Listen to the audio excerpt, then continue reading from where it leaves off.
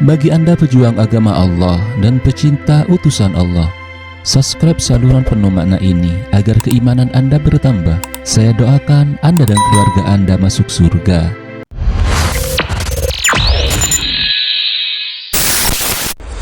Di video kali ini, sebuah kejadian mega dahsyat menguji keimanan umat Islam dan ujian keimanan bagi semua pemeluk agama Islam. Bagaimana tidak, kejadian istimewa di bulan Rajab menandai perjalanan spiritual Nabi Muhammad SAW melakukan perjalanan suci, yakni Isra dan Mi'raj.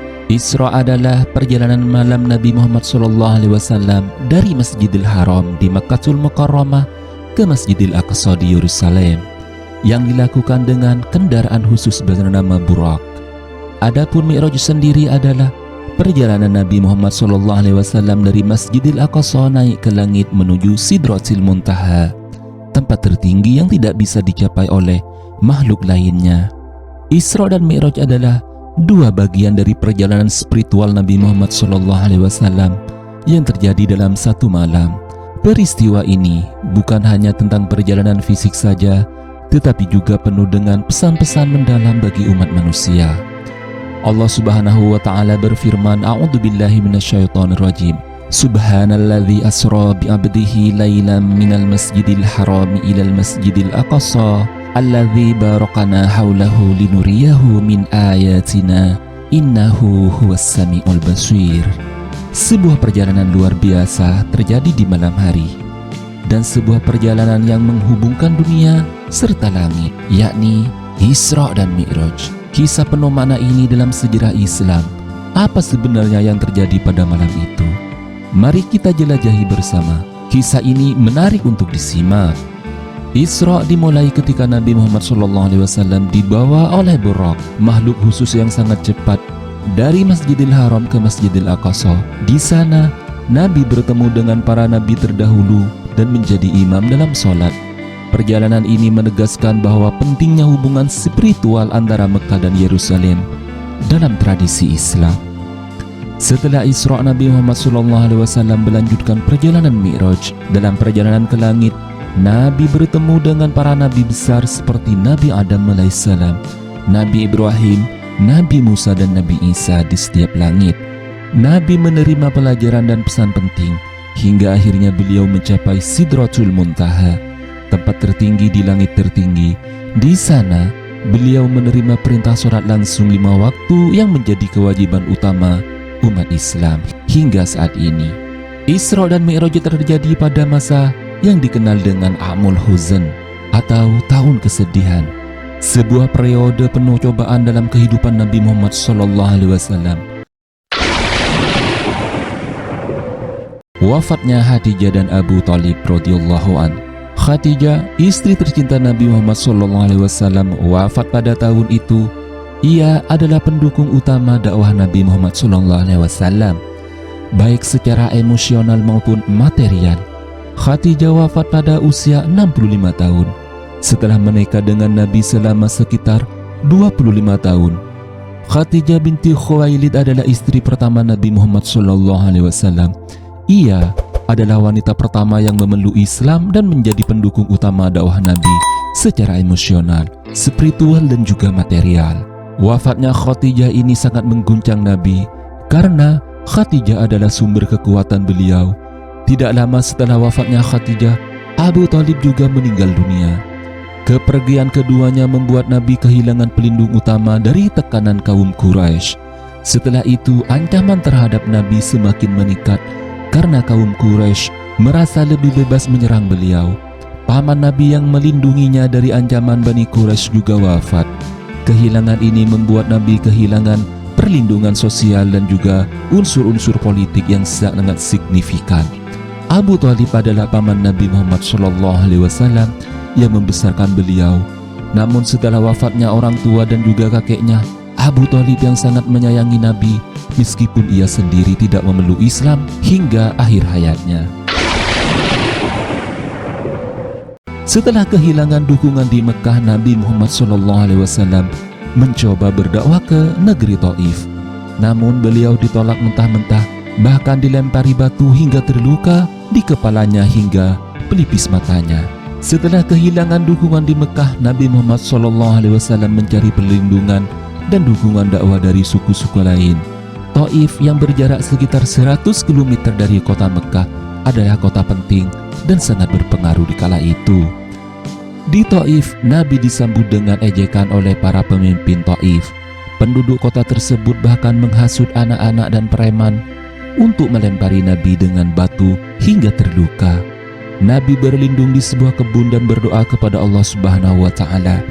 Dalam salah satu doa paling menyentuh dalam sejarah Islam, ketika Nabi Muhammad SAW datang ke Taif, beliau menemui 3 orang bersaudara yang menjadi pemimpin suku Sakif.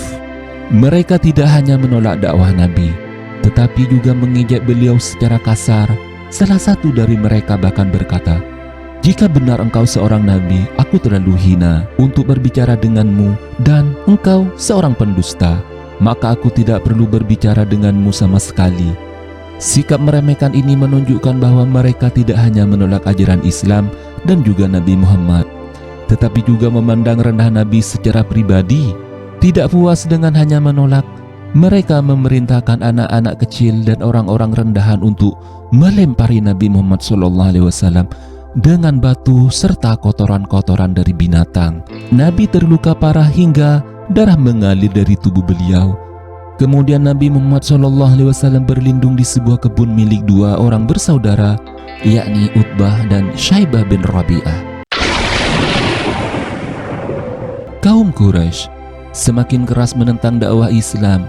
Nabi menghadapi tekanan besar, baik secara fisik maupun mental. Dalam kondisi penuh kesedihan dan tekanan ini, Allah Subhanahu wa Ta'ala memberikan peristiwa Isra dan Mi'raj sebagai bentuk penghiburan dan penguatan bagi Nabi Muhammad SAW. Perjalanan ini menunjukkan bahwa Allah Subhanahu wa Ta'ala selalu bersama beliau dan bahwa ada hikmah besar di balik setiap cobaan. Peristiwa ini juga menjadi momen paling penting untuk menetapkan kewajiban sholat 5 waktu yang menjadi inti dari ibadah umat Islam hingga detik ini. Isra yang dimulai dari Masjidil Haram di kota Mekkatul Mukarramah ke Masjidil Aqsa. Nabi Muhammad SAW kemudian diangkat ke langit untuk melakukan Mi'raj, serta menerima wahyu dan berjumpa langsung dengan Allah Subhanahu wa Ta'ala. Mi'raj ini adalah perjalanan spiritual yang membawa Nabi Muhammad SAW melewati beberapa tingkatan langit. Di langit pertama hingga ke-6, Nabi Muhammad SAW bertemu dengan berbagai nabi yang mendahuluinya, seperti Nabi Adam alaihissalam, Nabi Isa, Nabi Musa, dan nabi-nabi lainnya. Setiap kali bertemu, beliau diberi salam dan doa-doa oleh para nabi. Setelah melewati tingkatan langit, Nabi Muhammad SAW akhirnya sampai ke Sidratil Muntaha, yang merupakan titik tertinggi yang tidak dapat dijangkau oleh para makhluk. Beliau menerima perintah langsung dari Allah Subhanahu wa Ta'ala untuk mendirikan sholat sebanyak 50 kali dalam sehari dan semalam. Perintah sholat ini diberikan sebagai kewajiban kepada umat Islam, dengan setiap sholat memiliki waktu-waktu tertentu. Pada saat itu Allah Subhanahu wa Ta'ala menetapkan jumlah sholat yang sangat banyak, yaitu 50 kali dalam sehari dan semalam. Setelah Nabi Muhammad SAW menerima perintah sholat tersebut, beliau turun ke langit yang lebih rendah dan bertemu dengan Nabi Musa alaihissalam. Nabi Musa bertanya kepada Nabi Muhammad SAW mengenai perintah yang baru dia terima. Setelah mengetahui bahwa jumlah sholat yang diperintahkan adalah 50 kali, Nabi Musa segera memberikan saran kepada Nabi Muhammad untuk memohon keringanan kepada Allah, karena jumlah yang sangat banyak itu mungkin akan memberatkan terhadap umat Islam.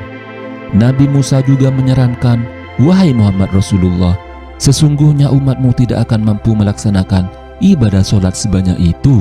Kembalilah kepada Allah dan mintalah keringanan kepadanya." Nabi Muhammad SAW dengan bimbingan dan nasihat dari Nabi Musa alaihissalam kembali ke Sidratul Muntaha dan memohon kepada Allah Subhanahu wa Ta'ala untuk mengurangi jumlah sholat tersebut. Allah Subhanahu wa Ta'ala kemudian mengurangi jumlah sholat dari 50 kali menjadi 40 kali dalam sehari dan semalam.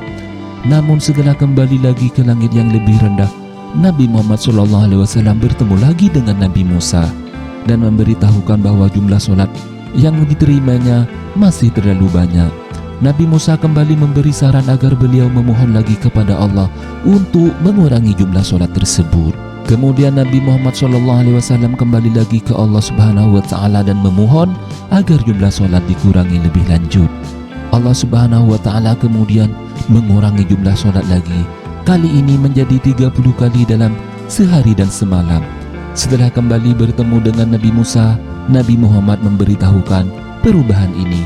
Namun Nabi Musa kembali menyarankan untuk memohon lagi agar jumlah solat dikurangi lebih sedikit.